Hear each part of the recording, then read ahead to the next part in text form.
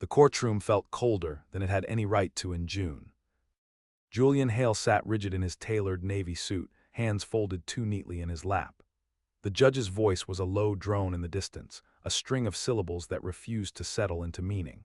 He could feel the eyes on him, his ex-wife's lawyer, a hawk in stilettos, watching for a crack in his composure. But Julian had learned years ago to make himself into steel, and steel didn't bend under scrutiny. What he hadn't learned, not truly, was how to watch his son walk out of a room like he might never return. Nathan was 8, still small enough to trip over his shoelaces, still wide-eyed enough to believe that things made sense. Julian had told him that morning that everything would be okay, that this was just a meeting and then they'd go get ice cream after. Nathan had nodded, trusting, even as he clung to his sketchpad like it was the only thing anchoring him. Now he was gone, led out of the courtroom by his mother, Claire, with her honey-smooth voice and her practiced warmth. She had cried just once on the stand. It had been enough. The judge's ruling wasn't shouted. It didn't need to be. Full custody to Claire Simmons. Temporary pending further review, but Julian knew the language too well by now. Temporary was often permanent in disguise. Outside, the sun was high and unfeeling. He stood on the courthouse steps like a man halfway through a fall. His assistant, Cara, approached with that expression she reserved for bad press and broken contracts. "You should get ahead of the narrative," she said quietly.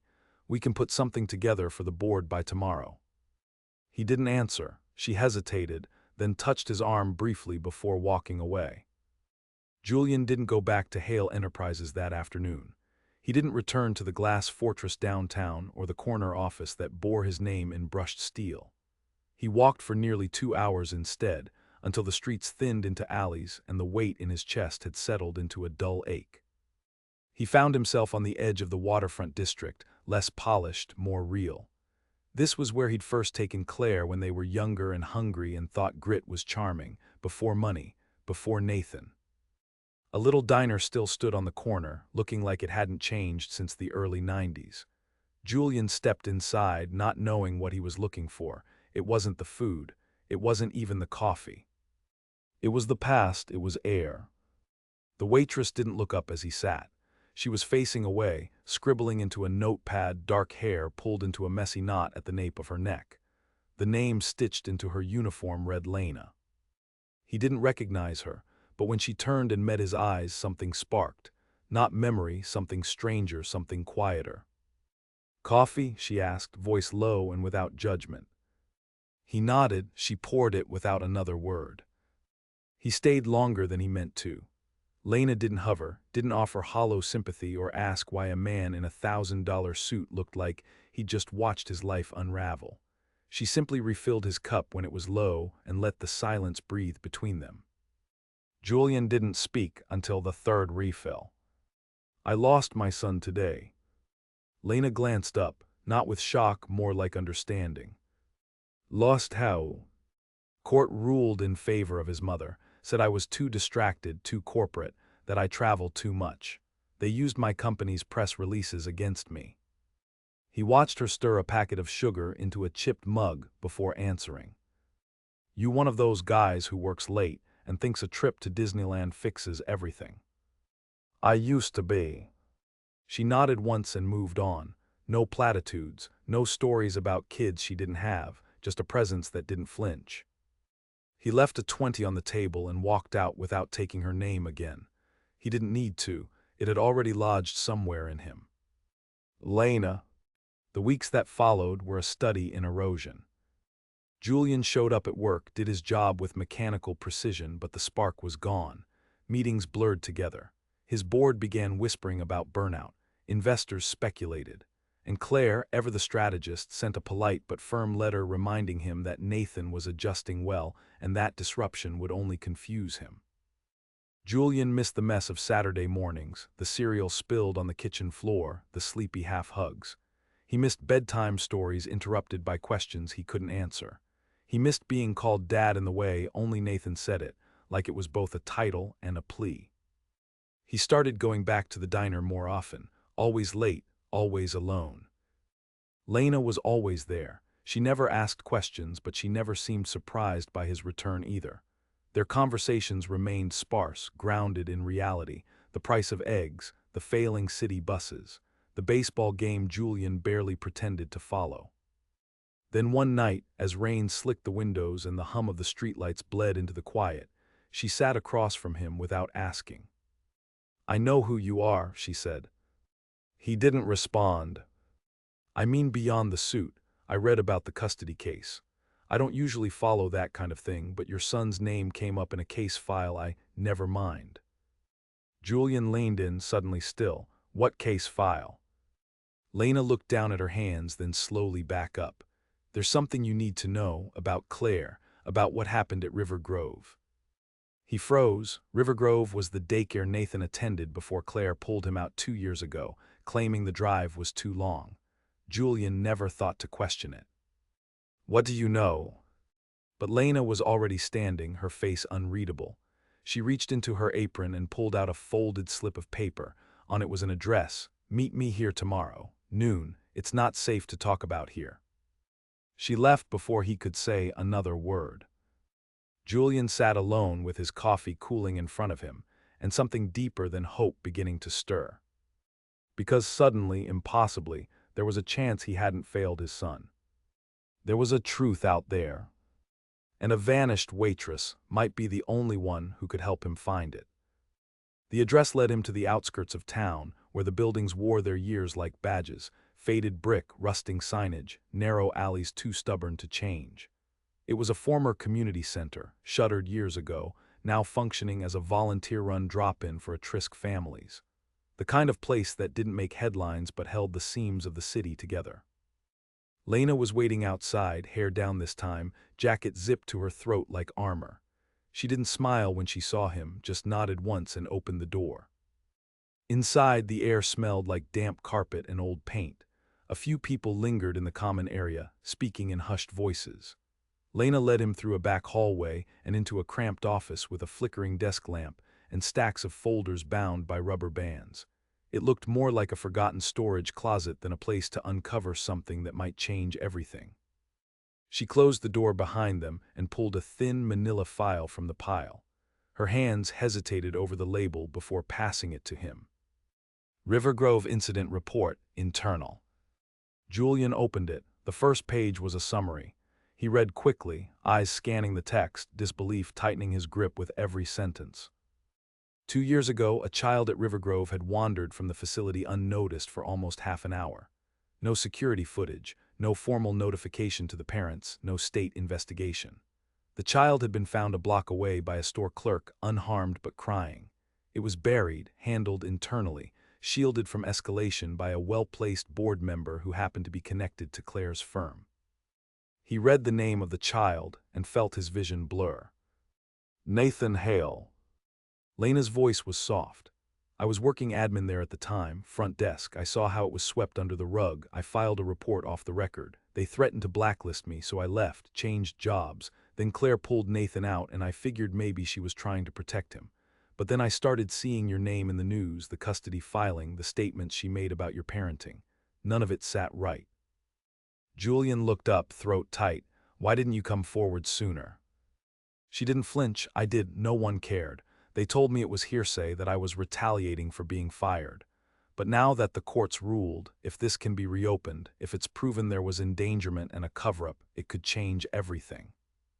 He ran a hand through his hair, the file trembling in his grip. "Why are you helping me?" Lena didn't answer right away. "Because no one helped me when I was a kid, and because I think Nathan deserves to know that someone tried." He exhaled slowly, letting the weight of it settle in. Proof, a possible reversal, but more than that, a buried piece of truth that made Claire's facade start to crumble in his mind. "Can I take this?" "I made copies," she said, "but be careful. Claire's connected. She doesn't play fair." He left with the file pressed against his chest like something fragile. On the drive back, the city didn't look the same. Every billboard with his company's logo felt like a relic from another life, a version of himself that thought power came from influence. But Lena, someone with no titles, no wealth, had held more power in her truth than all his boardrooms combined. That night, Julian sat in his apartment, surrounded by silence. Nathan's room still looked the same. bed made, posters slightly crooked, a pair of sneakers by the door, laces still tied. He sat on the edge of the bed and opened the sketchpad his son had left behind, flipping through page after page of dinosaurs, spaceships, and one drawing of a man holding hands with a child beneath a clumsy sun. They both had smiles, stick figures, but unmistakably him and Nathan. He reached for his phone. The lawyer he trusted most was an old friend, Sandra Nguyen, who had once walked away from a lucrative firm to work in child advocacy.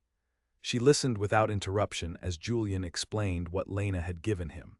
By the end, her voice had sharpened to something dangerously calm. "If this holds up, it's not just grounds for appeal," she said. "It could result in a full custody reevaluation, but we have to corroborate, witness statements, the original complaint. If the daycare denies it happened, it's your word against theirs, and Lena's if she's willing to go on record." "She is," Julian said. Sandra exhaled. "Then let's move, quietly. If Claire finds out we're reopening this, she'll try to bury it before it gets traction." For the next week, Julian lived in a strange rhythm of silence and motion. He saw no press, took no meetings, let Kara handle the noise. He went back to the diner only once, just long enough to tell Lena it was happening. She only nodded. Then the push began. Sandra filed the preliminary motion. They requested records, found the name of the store clerk who'd found Nathan, still in town, still remembered the day. An affidavit followed. A second former River Grove employee stepped forward, quietly, cautiously. Julian kept every scrap of it in a locked drawer beside his bed. When Claire finally called, it was not with concern, it was with fury. "You're weaponizing our son now," she said, her voice crackling over speakerphone. "Do you know what kind of damage this will do to him if it goes public?" "I know what kind of damage it did when you lied to me," Julian said. "When you covered it up and used my schedule as a smokescreen." She didn't deny it, she simply hung up. The hearing was scheduled for early August. Julian arrived first. He didn't wear his sharpest suit.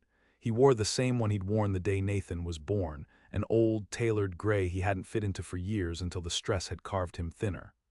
Lena was already waiting inside, sitting in the back row, dressed in a simple black sweater. She didn't look at him, but her presence was solid, grounding. Sandra laid out the case piece by piece, calm and clear. She didn't attack Claire, she didn't have to, she simply let the facts breathe. The report, the clerk, the timeline, Lena's testimony was last. When she took the stand, Julian watched Claire shift in her seat, recognition blooming into unease. Lena didn't waver. "I filed the report because the child was in danger," she said. "I was told it would be handled, then I was asked to leave. I wasn't trying to hurt anyone, I was trying to tell the truth."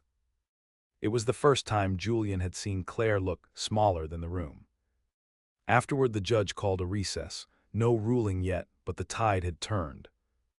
Outside the courtroom, Lena stood near the fountain, watching the water spill in soft arcs. Julian approached her slowly. "You didn't have to do any of this." "I know," she said.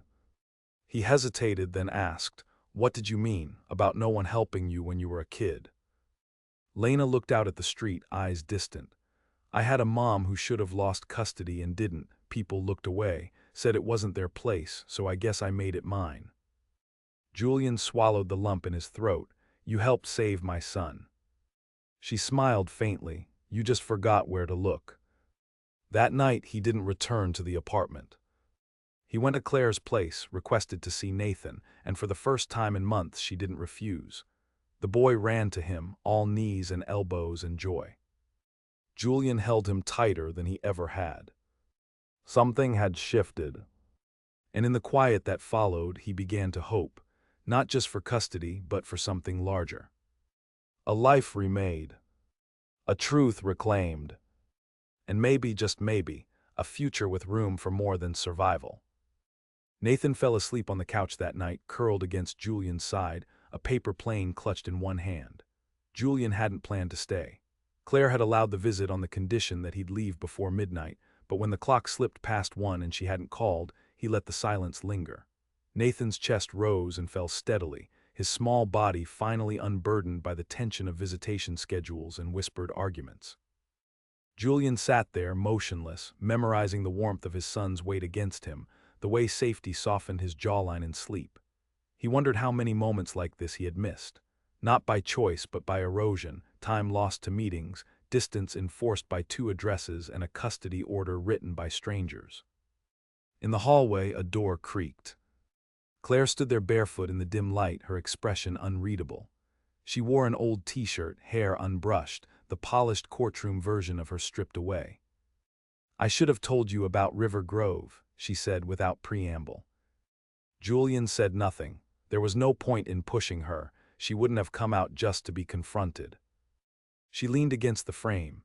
"He was okay, I mean after it happened. No bruises, no trauma, at least not that I saw. I thought if I told you, you'd sue the center or blame me for not watching him more closely, even though it wasn't my fault. I didn't want that added to our list." He exhaled slowly. "So you buried it and used my work schedule as the reason to take him." "I thought it was protecting him, maybe protecting myself too." She didn't ask for forgiveness, she didn't even try to justify it further, and somehow that made it land harder. Julian looked down at Nathan, still breathing softly. "I would have understood," he said. "If you'd told me, I would have been angry, but we could have dealt with it together." Claire's arms folded across her chest. "We stopped doing things together a long time ago." That they didn't need to say aloud. It had started unraveling after Julian's second funding round, when he'd built Hale Enterprises into something global and too fast for their marriage to keep pace. The late nights, the half-attention.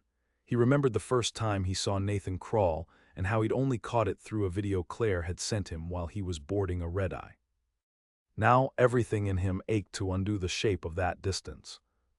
"I'm not the same man I was," he said quietly. "Maybe not," Claire replied, "but courts need more than maybe." She turned and went back to bed without another word. A week later, the court reconvened. This time the room held a different energy. Claire's lawyer looked tighter, less confident. Sandra was unreadable, but there was a calm to her movements that Julian hadn't seen before. The judge reviewed the new evidence slowly, methodically, asking questions in a voice that carried no assumptions. Julian didn't speak once. When the ruling came, it didn't roar. It landed like a slow-blooming truth. Joint custody, with physical placement alternating weekly. An order for updated co-parenting counseling. A condition requiring Claire to disclose any and all health or safety incidents related to Nathan going forward. And in 2 months, a review for possible full custody shift depending on both parents' engagement. It wasn't complete, but it was movement, a redirection of narrative, a reinstating of rights Julian had thought permanently lost. Claire didn't look at him when it ended. She simply nodded to the judge and walked out, her heels echoing down the marble hallway. Julian stepped out into the sunlight with Sandra at his side and the official papers in his hand. "You'll want to be perfect now," she said. "You can't slip. Any missed pickup, any work trip, it'll be recorded." "I won't miss anything." She nodded. "You've got someone to thank, besides me." He already knew. The diner was half empty when he walked in. Lena was behind the counter, pen tucked behind her ear, scrubbing something off the espresso machine. She looked up once, then back down again. Julian took the stool across from her and placed the custody order on the counter without a word. She glanced at it, then at him. "So you got him back." He nodded. "Joint for now, but it's a beginning." "Good," she said. "That's what you needed." There was no celebration in her tone, no basking in the credit. Just that same quiet steadiness he'd come to rely on. "Why did you vanish after River Grove?" he asked. "You left the job, changed numbers. You could have said something earlier." "I tried," she said, "but saying something and being heard are different things, especially when you're a waitress with no title going up against people who golf with judges." He studied her, the calm in her eyes, the way she held space without demanding anything from it. "You should have been believed," he said. "Yeah," she agreed, "but so should you." There was a long pause. He leaned forward, fingers threading together. "You said before that you grew up with a mom who shouldn't have had custody. What happened to her?" Lena's shoulders tensed, then she sighed. "She drank, got mean when she did. There were days I'd walk myself to school with bruises and no lunch, Teachers looked away. Neighbors said it wasn't their place. I got out at 16. Alone. She nodded, ran, got jobs under the table, slept on couches. One of those years I landed at River Grove, tried to believe in something better. Then Nathan happened and I saw it repeating. Not the abuse, just the silence. Julian's voice was low. You saw the signs because you lived them. That's the only reason I knew not to stay quiet. Later, after she'd clocked out, they walked down to the pier. The air smelled of salt and rust, and the city lights behind them felt far away. You're different now, she said, half into the wind. I feel like I've woken up. She looked at him for a long moment. And now what? I raise my son, he said. I show up. I unlearn all the ways I thought love was about provision instead of presence. She nodded, slow. And maybe, he added, I stop being a CEO when it matters most. They stopped near the edge of the railing. The water below was black, but the moonlight cut a silver trail across it. Julian turned toward her. I don't know what I am around you. You don't need to name it. But I want to. Lena's eyes softened, but she didn't step closer. Heal first, be the dad he deserves, then see if there's still something between us when you're not trying to fix it all at once. He swallowed, feeling the truth of it settle. She wasn't a placeholder for hope. She was someone who understood that real change took time. Okay, he said, then I'll be back when I've earned more than just gratitude. Lena gave the faintest smile. Then I'll be here if it's right. And under the pier lights, with nothing but silence between them, Julian felt, for the first time in years, that the ground beneath him wasn't made of glass anymore. It was solid, real, and finally he was learning how to stand. Julian learned quickly that rebuilding a life was less about grand gestures and more about showing up in the quiet. The first Monday Nathan came to stay felt like a ceremony. They unpacked his duffel together, lining up clothes in the dresser Julian had dusted off, matching socks and t-shirts, the same ones Claire used to fold in silence. Nathan didn't say much, just nodded and moved through the routine with the solemnity of a kid trying not to hope too hard. Julian tucked him in that night with a flashlight story beneath the covers. Nathan laughed at the wrong moments and asked for a snack twice, then fell asleep with one arm stretched across the pillow like he was anchoring himself. That week passed in small, careful steps. Julian dropped him off at school each morning and picked him up at 3, sitting in the carpool line behind SUVs and dented minivans. He packed lunches, took calls only after bedtime, canceled a red-eye to Chicago and missed a quarterly review, things he would have once deemed non-negotiable. The company murmured. His CFO called him reckless. Kara, ever loyal, covered for him more times than she should have, but Julian didn't flinch, not once, because he knew the cost of neglect now. Knew how easily it piled up into a silence between two people who once shared everything. Nathan began to trust the rhythm. He started drawing again, long sessions at the kitchen table with colored pencils and a tongue poking from the corner of his mouth. One afternoon, he drew a 2-story house with 2 windows lit and a dark-haired figure in the yard holding a yellow kite. "This is you?" Julian asked. Nathan nodded. "You're home now." Julian kept that drawing folded in his wallet for days. Lena didn't call, and Julian didn't expect her to. There was something deliberate in the space she left, room for him to grow into this version of himself without relying on her to hold the edges. Still, he thought about her. Sometimes at night, sometimes in the soft in-between moments when Nathan's laughter echoed through the hall and he wanted to share it with someone who understood the weight behind it. He returned to the diner only once that month, just before the next custody switch. Lena wasn't there. One of the other waitresses said she'd cut back on her hours, working at a shelter now, mentoring teen girls. That sounded like her. That night Julian stood in Nathan's empty room, the silence thick again but not hollow, just quiet. He reached for his phone, thumb hovering over her name, but he didn't call, not yet. He had more work to do. It wasn't all smooth. Nathan had a panic attack at school one day when Claire was late to pick him up. Julian got the call while in the middle of a presentation and left without finishing it. He found Nathan curled in a corner of the school office, breathing in short, jagged bursts, his arms locked around his knees. Julian dropped to the floor beside him, ignoring the stares. "I'm here," he whispered. "I'm not going anywhere." Nathan didn't speak for a full minute, then, muffled, "What if she doesn't come?" "She will," Julian said, "and if she doesn't, I will." Afterward in the car, Nathan asked if Julian and Claire were going to get back together. Julian kept his hands steady on the wheel. "No, bud, but we're both going to try really hard to be on the same team for you. That's the promise." Nathan didn't answer, but his shoulders eased a little. Weeks turned into months. Co-parenting counseling started slow and stiff. Claire was polite, guarded. Julian was honest, sometimes to his own discomfort. They didn't reconcile, but they learned to listen. Learned how to talk without turning it into a defense. Julian apologized for what he hadn't seen in their marriage. Claire admitted she'd acted out of fear more than malice. It didn't fix what was broken, but it softened the edges. The court review came and went. Julian retained joint custody without question.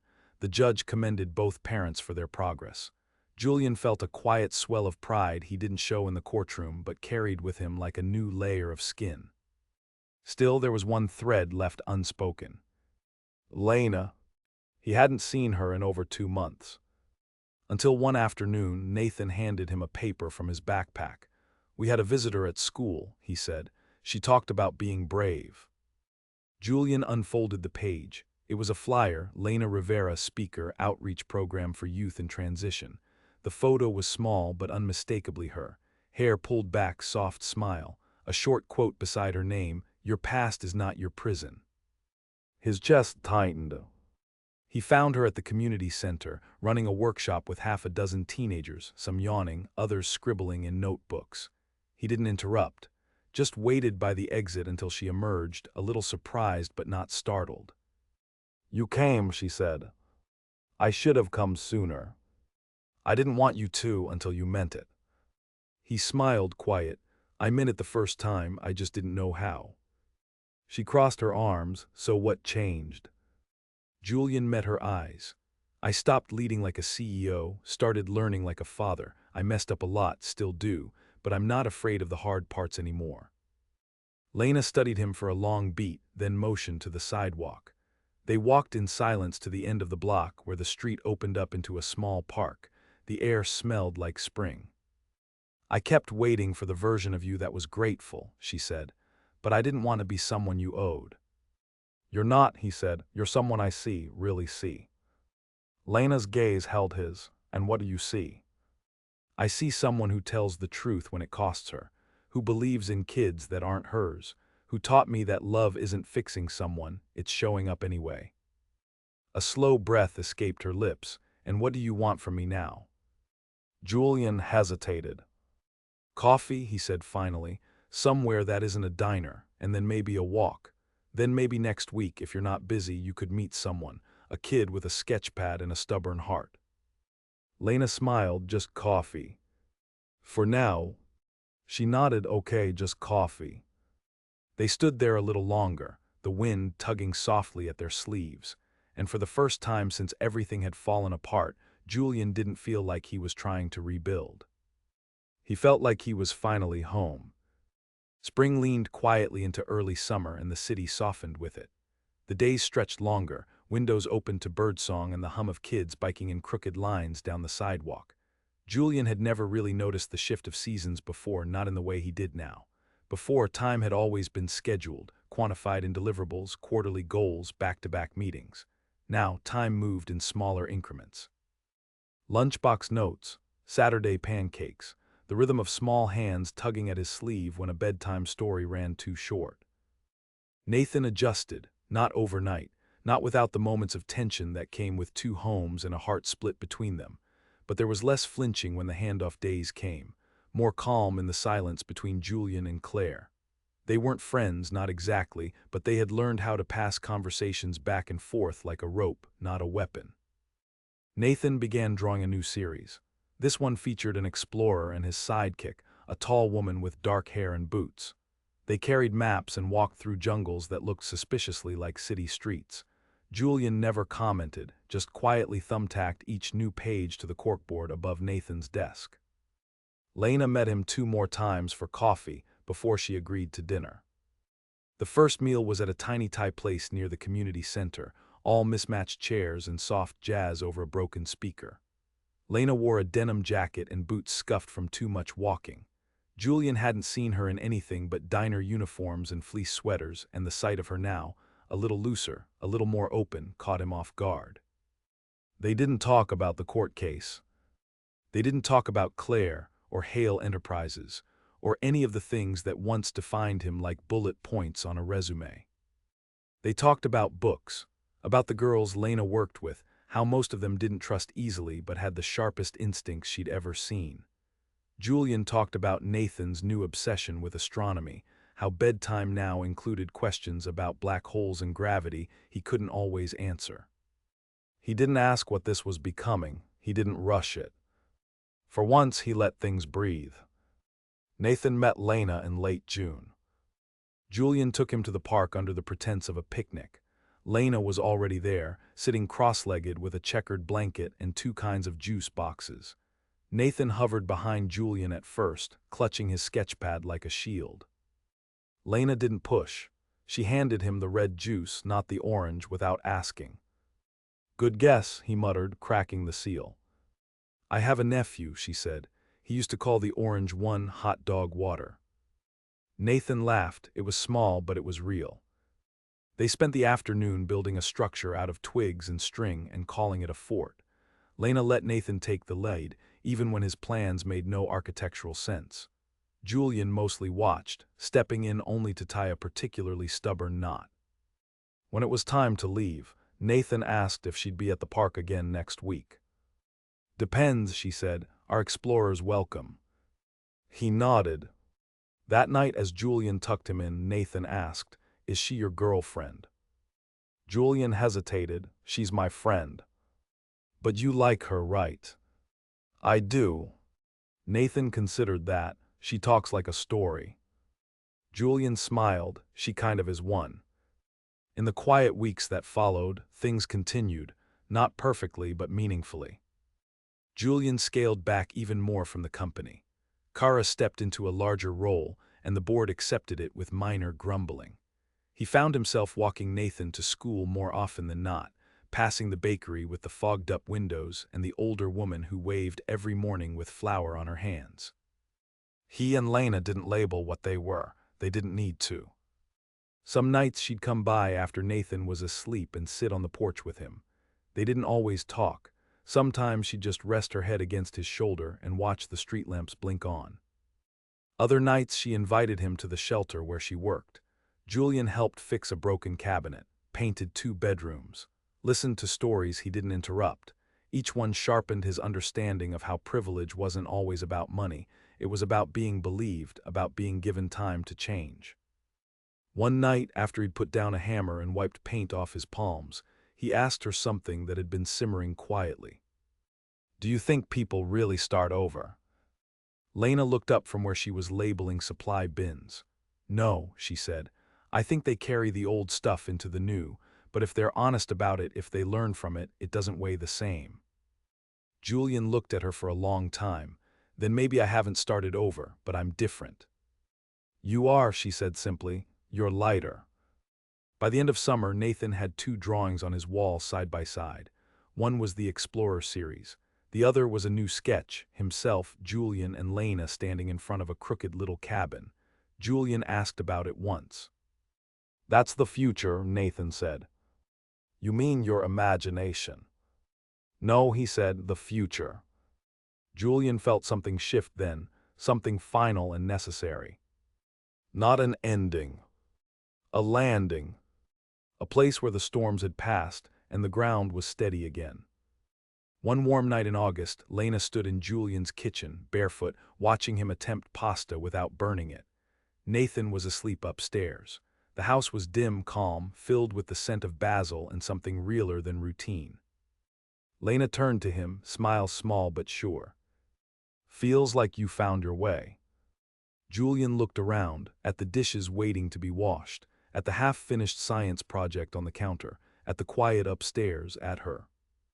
"I didn't," he said. "You helped me build it." She tilted her head, thoughtful. "Still," she said, "you stayed. That counts more." He reached for her hand. She let him. Outside, the wind rustled low through the trees. No thunder, no urgency. Just breath and space, and the soft, steady beat of something that had survived. And finally, a life that belonged fully to them.